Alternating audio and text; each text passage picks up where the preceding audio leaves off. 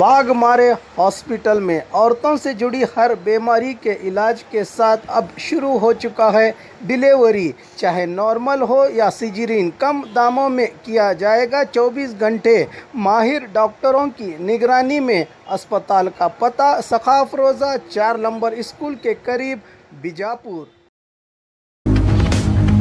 स्वागत है आपका बी न्यूज नेशन में। मैं हूं आबिद हुसैन शेख। सरहदों की हिफाजत करने वाले सैनिकों का एक और संघर्ष, पूर्व सैनिकों की हड़ताल। बीजापुर शहर के पुरानी तहसीलदार दफ्तर के करीब रहे मिलिट्री कैंटीन को जाने वाले रास्ते पर कुछ लोग अपना कब्जा जमाकर यहां पर लोहे के एंगल लगाने से हर महीना पूर्व सैनिकों को मुहैया करवाए जा रहे राशन की लारी न आने से काफी दिक्कत हो रही है, जिसके चलते तहसीलदार ऑफिस को जाने वाला रास्ता बंद करके हड़ताल करनी शुरू कर दी। पूर्व सैनिकों ने कई घंटों की मशक्कत के बाद कैंटीन जाने वाले रास्ते पर गैर कानूनी तौर से लगाए गए एंगल को हटाकर पूर्व सैनिकों को इंसाफ दिलाया। पुलिस विभाग ने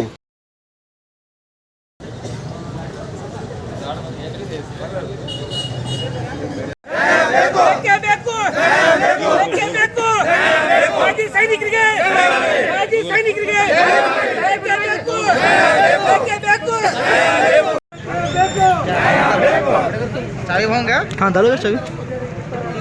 जसोंड का बीच में पकड़ो सर। ಮಾಜಿ ಸೈನಿಕರಿಗೆ ಮಾಜಿ ಸೈನಿಕರಿಗೆ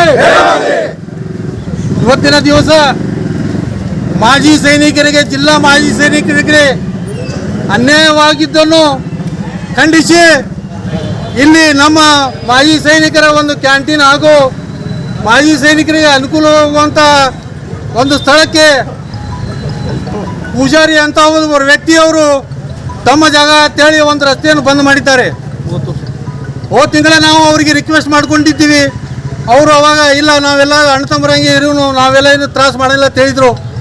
ಮತ್ತು ಇದೇ ತಿಂಗಳ ಅವರು ತಮ್ಮ ರಸ್ತಾವನ್ನು ಬಂದ್ ಮಾಡಿ ಮಾಜಿ ಸೈನಿಕರಿಗೆ ಹಾಗೂ ಅವ್ರ ಕುಟುಂಬದವರಿಗೆ ಒಂದು ಅನ್ಯಾಯ ಮಾಡುತ್ತಿದ್ದಾರೆ. ನಾವು ಎಲ್ಲ ಲೀಗಲಿ ಎಲ್ಲ ಅವ್ರು ಮಾತಾಡಿದ್ರು, ಅವರು ಅದಕ್ಕೆ ಯಾವುದು ಬಗ್ತಾ ಇಲ್ಲ. ಆದ್ದರಿಂದ ನಾವು ಡಿ ಸಿ ಸಾಹೇಬರಿಗೆ SP ಸಾಹೇಬರಿಗೆ ನಿನ್ನೆ ಹೋಗಿ ಮನವಿ ಕೊಟ್ಟಿವಿ. ಆ ಮನವಿಗೆ ಅವರು ಯಾವುದೋ ಒಂದು ಕಿಮ್ಮತ್ತು ಇರಲಾರ್ದೆ ಮಾತಾಡಿ ಈಗ ಅವರು ರಸ್ತೆ ಬಂದ್ ಮಾಡಿದ್ದಾರೆ. ನಮ್ಮ ಮಾಜಿ ಸೈನಿಕರಿಗೆ ಇಂಥ ಅನಾನುಕೂಲತೆಗಳನ್ನು ತಾವು ದೂರ ಮಾಡಬೇಕಂತೇಳಿ ತಮ್ಮಲ್ಲಿ ಒಂದು ರಿಕ್ವೆಸ್ಟ್ ಮಾಡ್ತಾ ಇದ್ದೀವಿ. ಇದು ದಿವಸ ಇದಕ್ಕೆ ಪ್ರಾಬ್ಲಮ್ ಆಗೋದೇ. ಇವತ್ತು ತಿಂಗಳು ಬಂದ್ ಮಾಡ್ತಾರೆ, ಮುಂದಿನ ತಿಂಗಳು ಮತ್ತೆ ಚಾಲು ಮುಂದಿನ ತಿಂಗಳು ಮತ್ತೆ ಬಂದ್ ಮಾಡ್ತಾರೆ. ನಮ್ಮ ಸೈನಿಕರಿಗೆ ಅನ್ನುವಂಥ ಇದು ಅನಾನುಕೂಲತೆಗಳನ್ನು ತಾವು ದೂರ ಮಾಡಬೇಕಂತೂ ನಮ್ಮ ಜಿಲ್ಲಾ ಮಾಜಿ ಸೈನಿಕರು ಹಾಗೂ ಎಲ್ಲ ಕಡೆಯಿಂದ ತಮ್ಮಲ್ಲಿ ಒಂದು ಕಳಕಳಿಯ ಒಂದು ವಿನಂತಿ ಒಂದು ಕೇಳ್ಕೊತಾ ಇದ್ದೇನೆ, ಒಂದು ವಿನಂತಿಯನ್ನು ಮಾಡ್ಕೊತಾ ಇದ್ದೇನೆ. ಸರ್ ಇದು ರಸ್ತೆ ಇದಲ್ಲ, ಇದು ಸರ್ಕಾರಿ ಅದ, ಅದು ಪ್ರೈವೇಟ್ ಪ್ರಾಪರ್ಟಿ ಇದೆ ಸರ್? ಈ ಪ್ರೈವೇಟ್ ಸರ್ಕಾರಿ ಏನೂ ಇಲ್ಲ. ಅವ್ರ ಕಡೆ ಯಾವ್ದು ಡಾಕ್ಯುಮೆಂಟ್ ನಮಗೆ ತೋರಿಸಿಲ್ಲ ಏನಾತ್ರ ತಂದವರು. ಅದಕ್ಕಾದ್ರೆ ಏನಿದೋ ಯಾವುದೇ ಸಕ್ರಮ ಎಲ್ಲ ಬಂದು ಇಲ್ಲಿ ನ್ಯಾಯ ಮಾಡಬೇಕು, ಇದು ಎಲ್ಲ ಬರಬೇಕು, ಲೀಗಲಿ ಆಫೀಸರ್ ಬರಬೇಕು, ಚೆಕ್ ಮಾಡಬೇಕು, ಏನೈತಪ್ಪ ಅಂತ ಅದು ಸೊಲ್ಯೂಷನ್ ಮಾಡಿ ಏನ್ ಮಾಡ್ತಾ ಇದ್ದೀರಿ ನೀವು ಇಲ್ಲಿ? ಗಾಡಿ ಬಂದಿದ್ದು ಒಳಗೆ ಗಾಡಿ ಹೋಗಲ್ಲ ಬಂದ್ ಮಾಡ್ಯಾರ. ಇದು ಬಂದ್ ಮಾಡ್ಯಾರ ನೋಡ್ರಿ. ಯಾವ್ದು ಗಾಡಿ ಯಾರು ಬರ್ಲಿಕ್ಕೆ ಇನ್ನುವರೆಗೆ ಯಾವ್ಯಾವ ಅಧಿಕಾರಿಗಳಿಗೆ ಭೇಟಿಯಾಗಿ ಇದು ಸಮಸ್ಯೆ ಹೇಳಿ? ನಾವು DC ಸಾಹೇಬ್ರಿಗೆ ನಿನ್ನೆ ಮನವಿ ಕೊಟ್ಟಿವ್ರಿ, SP ಸಾಹೇಬ್ರಿಗೆ ಮನವಿ ಕೊಟ್ಟಿವಿ, ಮಹಾನಗರ ಪಾಲಿಕೆಯವ್ರಿಗೆ ಮನವಿ ಕೊಟ್ಟಿವಿ, ಆಮ್ಯಾಗ BD ಕಮಿಷನರ್ಗೂ ಮನವಿ ಕೊಟ್ಟಿವಿ. ಇದು ನಮ್ಮ ಪ್ರಾಬ್ಲಮ್ ಐತಿ, ಮಾಜಿ ಸೈನಿಕರು ತಾವು ದೂರ ಮಾಡ್ಬೇಕಂತ ಹೇಳಿವಿ. ಅವರು ಅದಕ್ಕೆ ಯಾವುದೋ ಮಾತಿಗೆ ಅವರು ಸ್ಪಂದಿಸಿಲ್ಲ.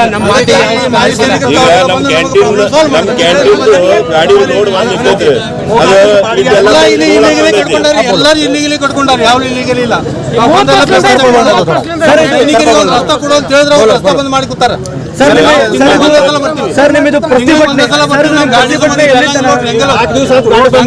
ರಾತ್ರಿ ಎಲ್ಲ ಗಾಡಿ ಬಂದೈತೆ, ಗಾಡಿ ಬಂದ್ ಮಾಡ್ಕೊತಾರೆ. ಈಗ ಈ ನಿಮ್ಮ ಪ್ರತಿಭಟನೆ ಎಲ್ಲಿವರೆಗೆ ರಸ್ತೆ ಮಾಡಿ ಅವ್ರ ಏನ್ ಜಗಳ ಇಲ್ರಿ, ನಮಗೆ ಏನ್ ಐತೋ ಇಲ್ಲೋ, ಇಲ್ಲ ಅಂದ್ರೆ ನಮ್ಗೆ ಹೊರಗೆ ಹೋಗ್ರಿ ಅಂತ DC ಸಾಹೇಬ್ರ ಹೇಳಿ, SP ಸಾಹೇಬ್ರ ಯಾರ ಹೇಳ್ರಿ. ಅನ್ನತ್ರ ಇದು ನಮ್ದೇ ಇತ್ತಂದ್ರೆ ನಾವು ಒಪ್ಪಾಗೊಳಕ್ತಾ ಇರ್ವಿ. ಅದಕ್ಕೆ ಇಷ್ಟೆಲ್ಲ ಗಾಡಿ ಬಂದಿತ್ತು 2 ದಿವಸ ಆತ್ರಿ. ಅದ್ರ ಬಾಡಿಗೆ ಕೊಡವ್ರು ಯಾರ್ರಿ? ಇವ್ರ ಹತ್ತಾರ ನಂದ್ ಐತಿ ಅಂತಾರ. ನಂದ್ ಐತಿ ಅಂದ್ರೆ ಮತ್ತೆ ಅಲ್ಲಿ ಮಾಡ್ತಾರೆ. ಅದಕ್ಕೆ ಏನಾರ ಒಂದು ಸೊಲ್ಯೂಷನ್ ತೆಗಿಬೇಕಲ್ರಿ. ನಾವ್ ಏನ್ರಿ ಅನ್ಅಥರೈಸ್ ಮಾಡಿದ್ರೆ ಅವ್ರು ನಮ್ಮ ಕೂಡ ಜಗಳಕ್ಕೆ ಬರ್ತಾರೆ. ಆ ಜಗಳ ಮಾಡೋದು ನಮ್ಮ ಧರ್ಮ ಅಲ್ರಿ. ನಾವು ಸೈನಿಕರದೀವು, ಸೈನಿಕರ ಗತೆ ಇರ್ಬೇಕತ್ತೀವು. ನಮ್ಮನ್ನ ಬಿಜಾಪುರದಾಗ ನಮ್ಮ ಪೂರಾ ಡಿಸ್ಟ್ರಿಕ್ಟ್ ಸೈನಿಕರನ್ನ ಮನುಷ್ಯರ ಗತೆ ಇರ್ಲಾಕ್ ಕೊಡ್ರಿ. ನಮಗೆಲ್ಲ ಇಲ್ಲ ಅಂದ್ರೆ ಇಲ್ಲಿಂದ ನಮ್ಮನ್ನು ಹೊರಗೆ ಹಾಕ್ರಿ. ಇನ್ನ ದಿನ ಅವ್ರು ಕೂಡ ಜಗಳ ಆಡೋದು ಸರಿ ಅಲ್ಲ. ನನ್ನ ಹೆಸರು ಸಂಪತ್ ಮುಚ್ಚಂಡಿ. ತಮ್ಮ ಹೆಸರು? ಇವತ್ತು ನಮ್ಮ ಜೀವನದ ಅರ್ಧ ವಯಸ್ಸಿನಷ್ಟು ಭಾರತೀಯ ಸೇನೆಯಲ್ಲಿ ಸೇವೆಯನ್ನು ಸಲ್ಲಿಸಿ ನಿವೃತ್ತಿಯಾಗಿ ಬಂದು ತಮ್ಮ ಅವಶ್ಯಕತೆಗಾಗಿ ತಮ್ಮ ಅನುಕೂಲಗಳಿಗಾಗಿ ಭಾರತ ಸರ್ಕಾರ ಕೊಟ್ಟಿರ್ತಕ್ಕಂಥ ಒಂದು ಕ್ಯಾಂಟೀನ್ ಸೌಲಭ್ಯಕ್ಕಾಗಿ ಇಲ್ಲಿ ಸುಮಾರು 30 ವರ್ಷಗಳಿಂದ ಒಂದು ಕ್ಯಾಂಟೀನ್ ನಡೀತಾ ಇದೆ. ಇವತ್ತಿನವರೆಗೂ ಯಾವುದೇ ಒಂದು ಸಮಸ್ಯೆ ಇಲ್ಲ. ಈಗ ಕೇವಲ 2-3 ತಿಂಗಳಿಂದ ಈ ಸಮಸ್ಯೆ ಆಗ್ತಾ ಇದೆ. ಒಬ್ರು ಹೇಳ್ತಾರೆ ಪೂಜಾರಿ ಅನ್ನೋರು ಇದು ನನ್ನ ಮಾಲೀಕತ್ವದ ಜಮೀನಿದೆ ಅಂತ. ಡಾಕ್ಯುಮೆಂಟ್ ತೋರಿಸಂದ್ರೆ ಡಾಕ್ಯುಮೆಂಟ್ ತೋರಿಸ್ತಾ ಇಲ್ಲ. ಆ ಡಾಕ್ಯುಮೆಂಟ್ ನೋಡೋ ಅವಶ್ಯಕತೆ ನಮಗಿಲ್ಲ. ಅದಕ್ಕೆ ಸಂಬಂಧಪಟ್ಟ ಅಧಿಕಾರಿಗಳು ಡಾಕ್ಯುಮೆಂಟ್ಗಳನ್ನ ಅದಕ್ಕೆ ತಕ್ಕಂತ ಎಲ್ಲಾ ದಾಖಲಾತಿಗಳನ್ನ ಪರಿಶೀಲನೆ ಮಾಡಬೇಕು. ನಮ್ಮ ಮಾಜಿ ಸೈನಿಕರಿಗೆ ಈ ಕ್ಯಾಂಟೀನ್ಗೆ ಹೋಗಲು ಒಂದು ರಸ್ತೆಯ ಅವಕಾಶವನ್ನ ಮಾಡಿಕೊಡ್ಬೇಕು. ಸಂಬಂಧಪಟ್ಟ ಅಧಿಕಾರಿಗಳಲ್ಲಿ ತಮ್ಮ ಮಾಧ್ಯಮ ಮಿತ್ರರ ಮುಖಾಂತರ ಮಾಧ್ಯಮಗಳ ಮುಖಾಂತರ ನಾವೊಂದು ರಿಕ್ವೆಸ್ಟ್ ಅನ್ನ ಮಾಡ್ತೀವಿ.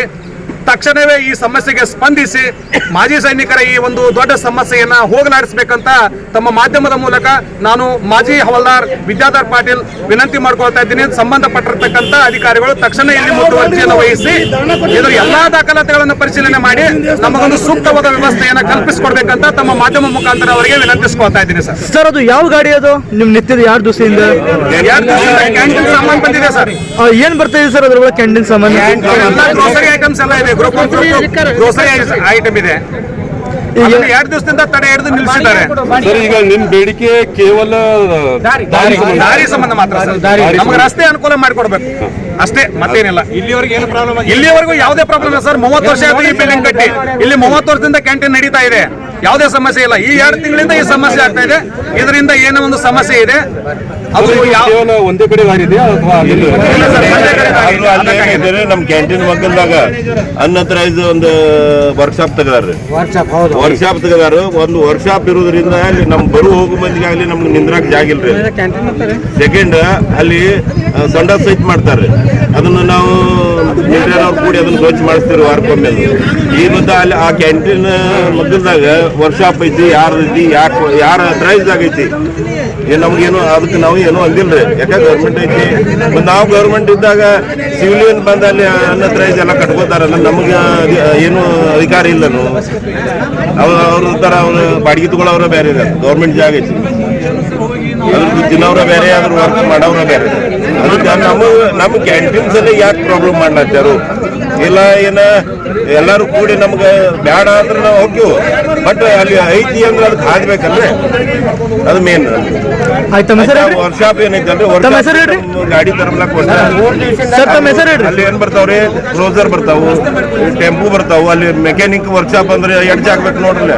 ಈ ಕ್ಯಾಂಟೀನ್ ಮಗಲ್ದಾಗ ಅದು ವರ್ಕ್ಶಾಪ್ ತೆಗಿತೀನಂದ್ರ ವರ್ಕ್ಶಾಪ್ ಸಲಿಗೆ ಆತ್ರಿ. ಅದು ನಮ್ಮ ಕ್ಯಾಂಟೀನ್ ಮಂದಿ ಎಲ್ಲಿ ಹೋಗುತ್ತೆ, ಅದು ಮೇನ್ ಪ್ರಾಬ್ಲಮ್. ಅದು ಎಲ್ಲ ಸಾಲ್ವ್ ಮಾಡಿ ಏನೂ ಇಲ್ಲ. 40 ವರ್ಷ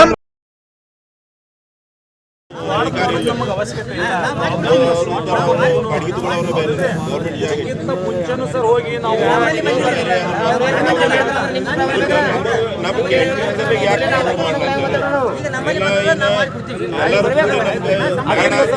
ಹೋಗಿ 2 ತಿಂಗಳಿಂದ ಅವ್ರ ಕಡೆ ಕಾಂಪ್ರಮೈಸ್ ಮಾಡ್ಕೊಂಡು ನಡೆದಿವಿ ಸರ್. ನಾವು ಹೊಂದಾಣಿಕೆ ಮಾಡ್ಕೊಂಡು ಹೋಗೋಣ, ಹೊಂದಾಣಿಕೆ ದಾಖಲಾತಿ ಏನಾರ ಪರಿಶೀಲನೆ ಆಗಲಿ, ದಾಖಲೆ ಪ್ರತಿವರ್ಗ ಆಗಿ ಸಂಬಂಧಪಟ್ಟ ಅಧಿಕಾರಿಗಳು ನಮಗೆ ಒಂದು ಅವಕಾಶ ಕಲ್ಪಿಸಿಕೊಂಡು ಒಂದು ರಸ್ತೆ ಮಾಡ್ಕೊಂಡು ಸರ್.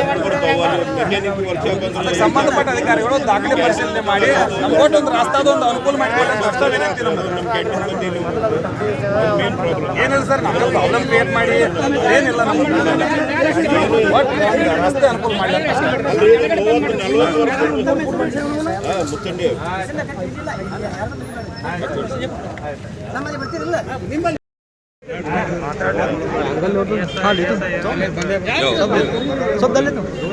इधर आ गया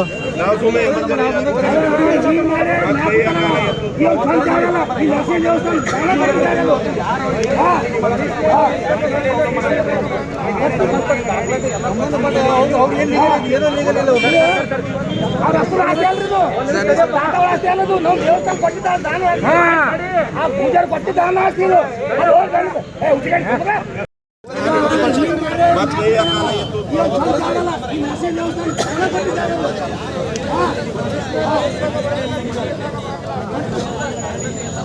ಅನ್ಪಡದಾರ ಅನ್ನೋದು ಒಂದ್ಬಿಟ್ಟು ಸರಿ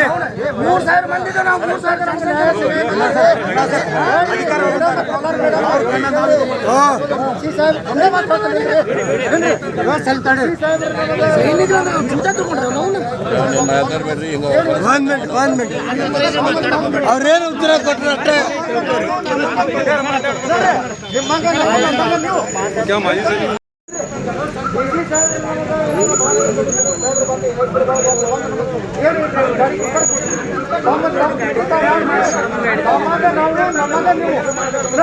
ನಿಮ್ಮಂಗ ನಾವು ನಮ್ಮಂಗ ನೀವು ಹೇಳ್ತಾರೆ. ನಮಗೆ ಎಂತಕ ಪರಿಹಾರ ಸಿಗಂಗಿಲ್ಲ. ನಮಗೆ ಉಚಿತವಾಗಿ ನಮಗೆ DC ಸಾಹೇಬ್ರು ಬಂದ ದಾರಿ ಬಂದ್ರಿ ಮಾಡ್ತೀನಿ, ಇಲ್ಲಾರ ದಾರಿ ಕೊಡ್ರಿ, ಇಲ್ಲಾರ ಬಿಡ್ತೀನಿ. ನಮ್ಗೆ ಹೇಳಿ ಕಟ್ಟಿ ಆ ಕಡೆ ಹೊರಗೆ ಬಂದ್ರಿ, ಆ ಕಡೆ ಸರಿಸ್ಕೊಂಡು ಇಲ್ಲ ಕಡೆ ಹೋಗಿ ಗಾಡಿ ಸಾಹೇಬ್ರ ಅದು ಏನು ನೋಡಿ, ಗಾಡಿ ಸಾಹೇಬ್ರ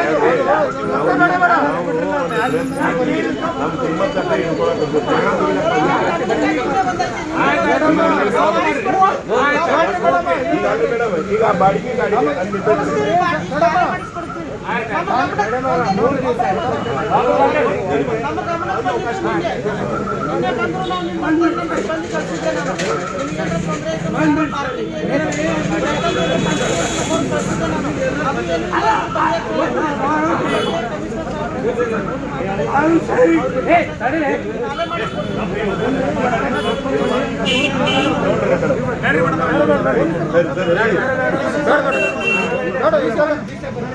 ನಮಗೆ ಅವ್ರು ಬರಂಗಿಲ್ಲ ಅಂತ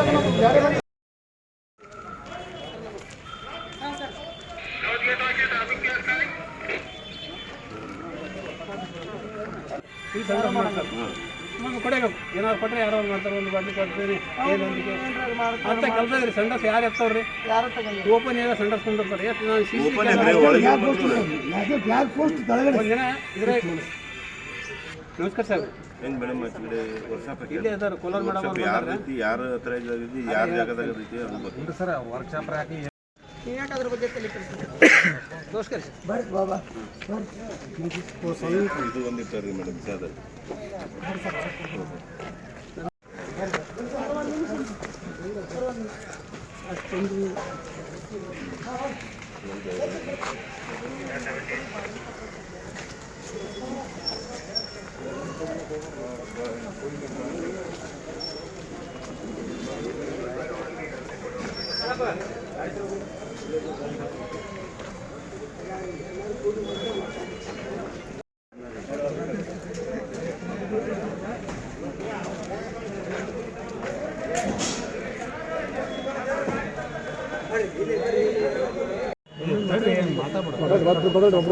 ಅವ್ರದ್ದು ಡಾಕ್ಯುಮೆಂಟ್ಸ್ ಪ್ರಕಾರ ಇದು ಓನ್ ಪ್ರಾಪರ್ಟಿ, ಪ್ರೈವೇಟ್ ಪ್ರಾಪರ್ಟಿ ಇದ್ರೆ ನಾವೇನು ಮಾಡ್ಲಿಕ್ಕೆ ಬರಲ್ಲ.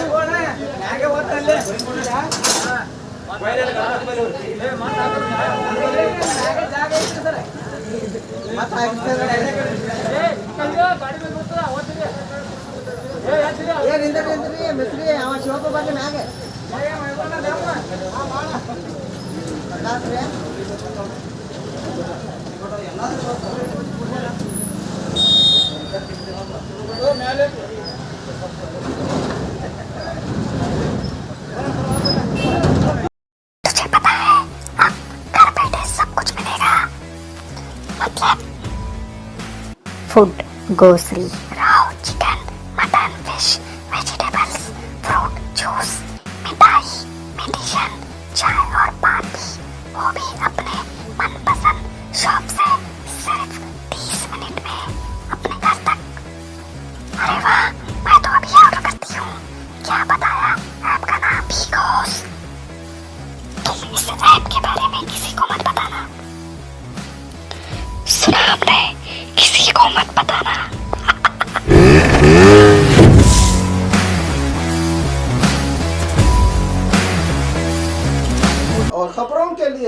रहिए बी न्यूज नेशन।